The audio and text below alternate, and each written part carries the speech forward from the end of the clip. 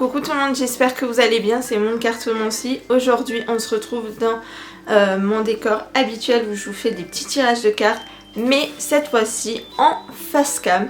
Donc aujourd'hui j'ai décidé de vous faire un sujet de vidéo qui va forcément vous intéresser, du moins je l'espère. Donc aujourd'hui on va parler de cartomancie et surtout est-ce que tout le monde peut devenir cartomancien ou bien cartomancienne. Je vous laisse avec la suite de ma vidéo, j'espère qu'elle vous plaira et on se retrouve à la fin. Donc petit novice ou petite novice ou bien curieux ou curieuse et intéressé par la cartomancie, cette vidéo est bien évidemment faite pour vous. Sachez avant toute chose que pour être cartomancien ou bien cartomancienne, il faut être doté d'une forte intuition, dans le sens où il faut être ouvert d'esprit afin de pouvoir développer ses dons. Et bien évidemment que non, la cartomancie n'est pas de la voyance comme pas mal de personnes le pensent. C'est juste être un petit génie ou une petite génie du décodage pour lire entre les lignes. Pour pouvoir pratiquer la lecture des cartes et donc de pouvoir s'ouvrir à la perception de l'invisibilité, de l'intelligible, il faut savoir que certaines qualités et facultés sont indispensables. L'observation et l'intuition sont des prédispositions essentielles qui permettent de balayer un tirage avec un regard acéré. Donc si vous pensez posséder ces qualités et que vous avez des signes révélateurs qui peuvent s'exposer à vous de façon naturelle, il y a bien évidemment des choses à apprendre. Dans un premier temps, il faut que vous appreniez et ensuite que vous révélez les moindres nuances et détails annonciateurs pour ensuite appréhender les événements ou bien une situation. Ces compétences que l'on nomme dons permet de se connecter à un univers insoupçonné. Il y a bien évidemment autre chose que l'on doit posséder à notre arc, c'est des capacités à lâcher prise et à ne pas prendre en considération les petits signes insignifiants qui sont considérés, qui sont peu détournés et qui peuvent vous détourner surtout de votre objectif premier. Bien évidemment, sachez que chacun ou chacune d'entre nous possède sa propre méthode de tirage et ainsi a également son propre rythme. Donc la pertinence de trouver son propre rythme concerne les autoconsultations et également la consultation réalisée par un tiers. Car en effet, l'obtention d'un signe, d'un message ou bien encore d'une réponse varie en fonction de chacun ou chacune d'entre nous. Dans les esprits, on dit que la cartomancie est un art divinatoire qui vise bien évidemment à lire les cartes seules ou combinées, puis ensuite les interpréter avec leurs symboles afin de pouvoir prédire ou d'annoncer un événement. Cependant, et bien évidemment, il n'est pas seulement question d'interpréter des symboles ou des figures de façon cérébrale. Car la cartomancie propose également une dimension d'exploration et de guidance qui enrichit l'expérience. C'est une approche qui permet d'explorer, de se connecter et d'entrer en résonance avec l'arcane.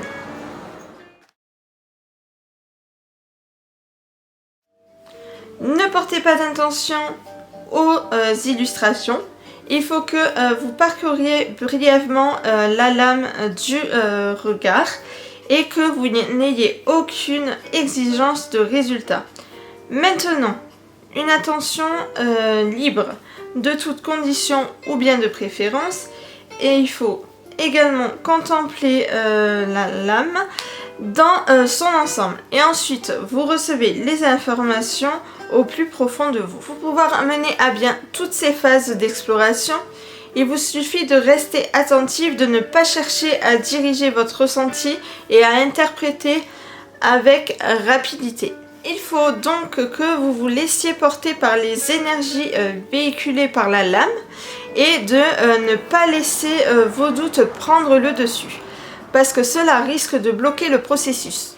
Il faut que vous laissiez place à l'arcane qui peut se révéler à vous de façon totalement naturelle et laisser la place à l'interprétation.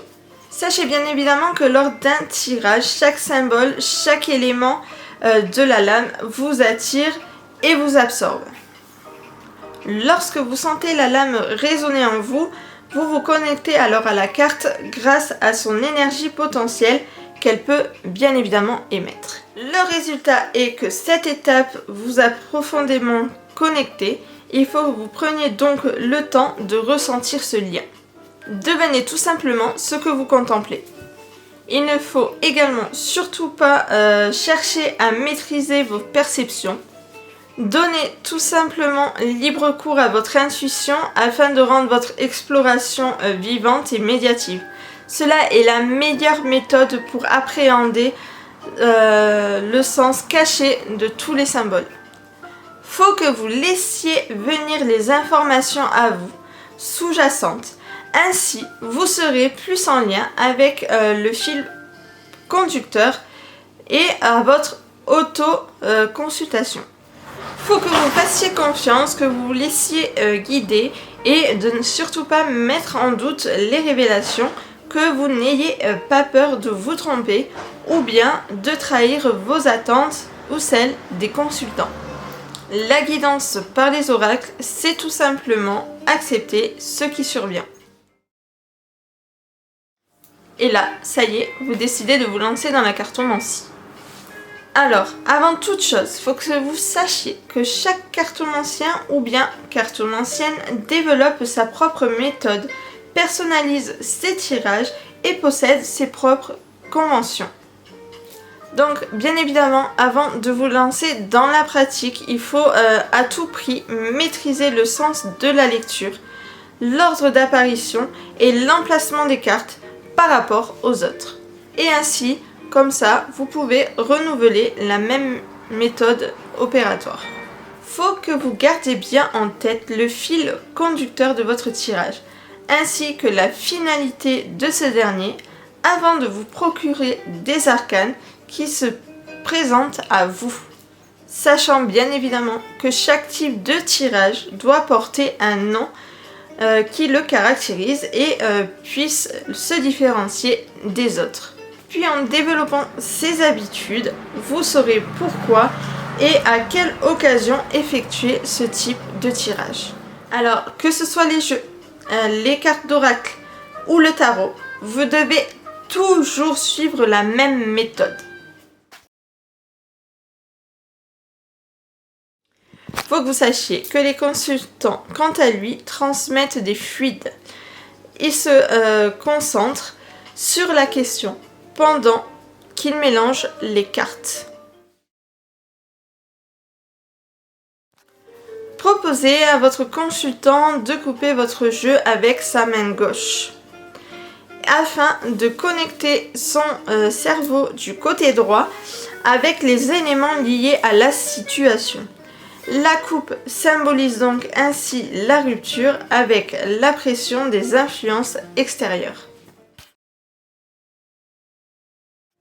Précisez toujours à votre consultant que quel que soit le message révélé par la séance, cela doit rester confidentiel. Autre point important, abstenez-vous bien évidemment de juger les valeurs, les attitudes ou le comportement du consultant. Cinquièmement, il faut que vous demandiez à votre consultant d'énoncer clairement son intention et de toujours respecter ce qui lui a été divulgué lors de la consultation. En fonction de votre mode de tirage, il faut que vous invitiez votre sujet à sélectionner le nombre de cartes que vous avez, admettons, défini et que votre jeu de cartes doit donc être établi ou bien placé sur une table de façon appropriée. Donc en fonction de votre mode de tirage, vous invitez votre sujet à sélectionner le nombre de cartes que vous aurez, admettons, défini. Et ensuite, votre jeu de cartes doit être établi ou bien placé sur une table de façon appropriée. Et en tant qu'opérateur, vous disposez les cartes dans l'ordre d'apparition et évidemment en fonction des emplacements retenus. Puis vient ensuite le moment d'interpréter. Alors bien évidemment, il n'est nulle question d'une simple histoire de cartes qui s'anime ou qui vous raconte des histoires de voyance comme par enchantement. C'est donc à vous et à vous seul, tel un pisteur et un scruteur, de ressentir et de traduire les signes puis les différents symboles reçus afin de leur donner un sens. Rappelez-vous qu'il existe deux types de consultation, la consultation par un tiers et l'autoconsultation. Sachez que lorsque vous pratiquez l'autoconsultation, vous êtes à la fois le consultant et l'opérateur. Initialement, et dans les esprits de tout le monde, la cartomancie s'apparente souvent à de la voyance pour ses fonctions divinatoires. Donc il y a les oracles d'inspiration, d'introspection qui permettent de se retrouver, de s'interroger et de se remettre en question et de s'élever. Lors d'un tirage avec des oracles d'inspiration, soit vous le considérez comme un outil de développement personnel qui vous relie à l'aspect divinatoire en second plan, soit un tirage fournit des clés ou bien des indices qui vous permettent d'évoluer spirituellement pour vous transformer. En développant toutes ces aptitudes de cartomancien ou bien cartomancienne, vous développez donc de nouvelles compétences comme celle du développement personnel. C'est la raison pour laquelle un grand nombre d'initiés à la consultation des cartes et des oracles le font de façon quotidienne. Bien que cela reste pratiqué pour la plupart du temps par des femmes, cela reste un art et il faut laisser place à leur sensibilité et à leur intuition. Les cartes d'oracle, bien évidemment, s'inscrivent pleinement dans la coutume et donc la voyance fait désormais place à de la clairvoyance, tout comme la divination fait place à de la guidance. Si vous le sentez, lancez-vous dans cet art qui permet de vous prendre du temps pour vous et de vous retrouver. Lorsque vous avez besoin de conseils et de répondre, lorsque vous avez besoin bien évidemment de conseils et de réponses, les guides apportent de sa lumière pour vous permettre d'acheminer, d'évoluer et de vous réaliser pleinement. L'autoconsultation sont des gages d'optimisme, de plénitude, de bonheur pour soi et non pour un simple synonyme d'espoir. Comment dois-je opérer pour me sentir mieux ? Que dois-je faire pour être enfin en harmonie avec moi-même ainsi qu'avec les autres ? Des questions qui résonnent en vous et sur laquelle l'autoconsultation apporte des messages qui feront écho. L'autoconsultation est de nos jours une façon des plus communes d'utiliser un oracle. Il est semblable à de nombreux points à une consultation classique. La seule différence qui est essentielle et qui réside dans le simple fait d'occuper un rôle d'opérateur que de consultant. Bien évidemment, comme toute pratique, s'auto-consulter a ses avantages et ses inconvénients. Alors bien évidemment, soyez extrêmement vigilants, ne vous laissez pas interférer ce que nous aimeriez recevoir et ce dont vous recevrez réellement. Voici le point essentiel pour bien pratiquer l'autoconsultation. Il faut, dans un premier temps, posséder un esprit paisible, attentif et libre de toute agitation. Pour cela, il vous faut inspirer profondément, à plusieurs reprises bien évidemment, avant chaque séance d'introspection.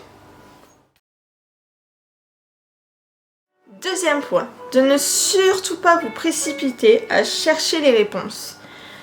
car la démarche ne se situe pas seulement au niveau intellectuel. Écoutez votre cœur, sachez ce que vous êtes dans votre globalité. Quatrième point, il faut que vous captiez plus large, que vous n'écartez pas la réponse intellectuelle. Cependant, il faut que vous faites confiance à ce que vous recevez de manière intuitive. Car cette forme d'exploration personnelle permet d'établir une véritable transformation dans la conscience. Car en effet, vous retrouvez l'optimisme et l'enthousiasme et vous vous accordez un moment de guidance en toute intimité avec vous-même.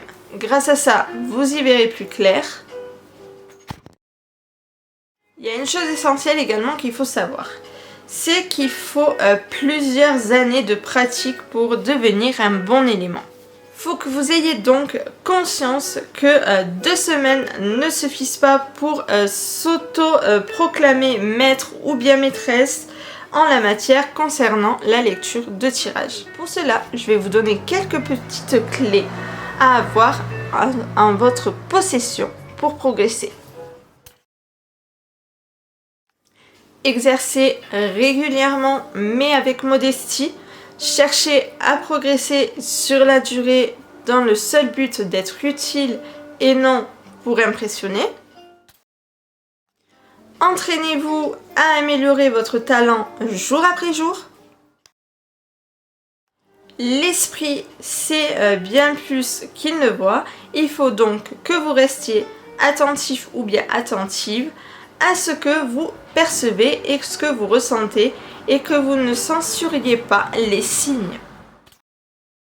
Fiez-vous à votre propre intuition, à votre instinct pour évoluer correctement à un événement ou en fonction des indices qu'on vous a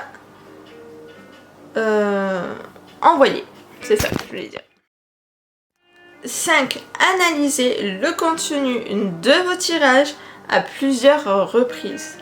En cas d'incohérence, certains ou certaines informations que vous avez peut-être fait vous auront peut-être échappé et peuvent se révéler ultérieurement. 6.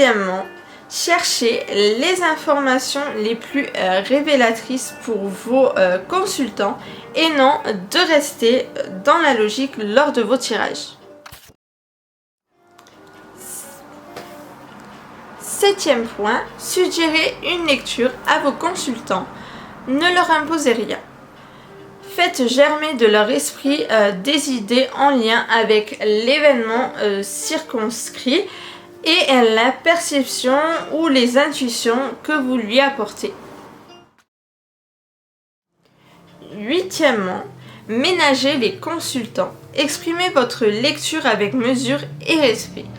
Renseignez-vous sur les degrés de vérité qu'ils sont capables de supporter.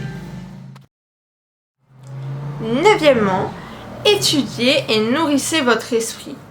Il existe des ouvrages sur les symboliques des différentes traditions et sur l'interprétation des rêves et bien sûr sur le fonctionnement des facultés dans l'esprit qui sont à votre portée. 10. Développez votre attention. Entretenez bien évidemment sans cesse votre cerveau avec des jeux d'intuition ou bien d'éducation. Faites, admettons, des puzzles et joignez bien évidemment l'utile à l'agréable. Cultivez en 11e point votre agilité cérébrale. Je m'explique. Lorsque vous voulez développer votre agilité cérébrale, on vous conseille de faire des charades ou bien des rébus et de résolver des énigmes et à chercher à découvrir les erreurs dans les jeux de 7 erreurs et puis d'entretenir et de pratiquer des anagrammes. 12e et dernier point, exploitez votre créativité et exercez-vous avec la peinture riche en symboles. Tout de même, j'ai une petite mise en garde. On vous soutient, moi-même et Ambre, dans la pratique de vos désirs de pratiquer la cartomancie. Cependant, nous avons quelques conseils bienveillants à vous prodiguer.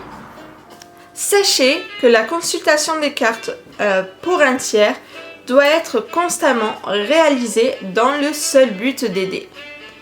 Comme tous les arts, la cartomancie n'est ni bonne ni dangereuse, mais vous devez impérativement en faire bon usage.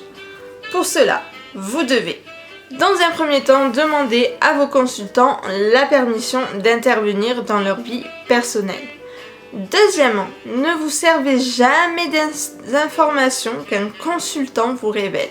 Troisièmement, restez neutre, sans jugement, sur les révélations et sur la confiance que l'on vous a attribuée. Quatrièmement, ayez toujours une valeur morale, que vous soyez néophyte, amateur ou professionnel. Cinquièmement, ne profitez pas de la naïveté ou de l'addiction des consultants. Sixièmement, adaptez-vous à votre public. Ne vous adressez pas à un enfant ou bien à un adolescent comme vous le feriez à un adulte. Le message peut être perçu ou interprété différemment. Prenez donc soin d'ajuster votre discours en fonction de votre interlocuteur. Ne cherchez pas à faire parler les cartes de la façon dont vous le souhaitez. Pour résumer, tout le monde peut devenir ou bien cartomancien ou cartomancienne. Cependant, comme toutes les pratiques, cela nécessite de respecter un certain cadre de règles puis de valeurs. Il y a des charlatans ou bien des escrocs qui profitent de la confiance, du désarroi et de la vulnérabilité des personnes qui traversent des périodes difficiles dans leur existence. Alors, n'ajoutez pas de discrédité car cet art peut être si utile.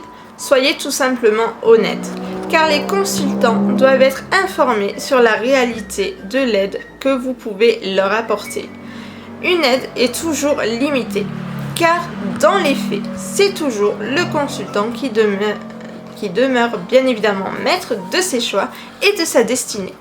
Sachez donc que vous ne faites que leur livrer les clés pour la prochaine étape, tel un sauveteur en mer. Vous lancez la bouée pour que les consultants sortent la tête de l'eau. Mais ne leur prenez pas leur vie en main. Restez tout simplement vous-même en accord avec vos valeurs et répandez la bienveillance. Puis enfin, nous terminerons sur l'importance de ne pas chercher à faire en sorte que les cartes révèlent ce que nous souhaitons. Et voilà tout le monde, j'espère que cette vidéo vous aura éclairé pour savoir si vous pouvez toutes ou pas devenir cartomancien ou cartomancienne. Si cette vidéo vous a plu, bien évidemment, n'hésitez pas à lâcher un pouce vers le haut, à lâcher vos petits commentaires, à nous suivre sur tous nos réseaux sociaux. Vous avez les liens de tous nos réseaux sociaux qui se trouvent dans la bio TikTok juste en dessous, à voir notre dernière vidéo si vous ne l'avez toujours pas vue, à vous abonner à notre petite chaîne en cliquant sur notre tête juste ici. Sur ce, moi je vous souhaite une excellente journée ou soirée, peu importe à quel moment vous regarderez cette vidéo. Je vous embrasse très fort et on se retrouve très vite. Ciao tout le monde!